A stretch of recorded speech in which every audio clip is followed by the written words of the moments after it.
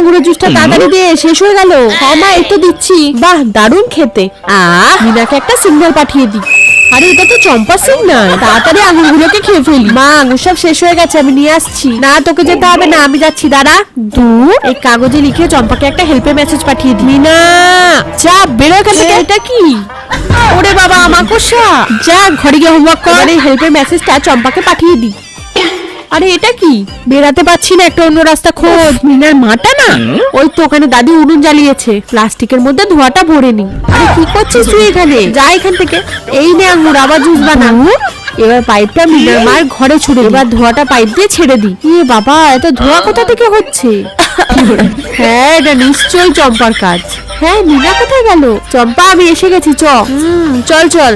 হ্যাঁ, এটা তো মিনার জুতো। যা, মিনা মনে হয় পুকুরে ডুবে গেছে। মিনা না, ও তো সাঁতারে ফার্স্ট হয়েছিল, এটা নিশ্চয়ই ওর চাল। দাঁড়া দেখছি। দাদি, তোমার পায়ের ব্যথা এখন কেমন আছে? হ্যাঁ রে, এখন একটু ঠিক আছে। দাঁড়া, আমি মলমটা তোমার হাঁটুতে মাসাজ করে দিচ্ছি। বাহ, অনেক আরাম হচ্ছে রে। বাহ, মিনা আজকে দারুণ কাজ করেছে।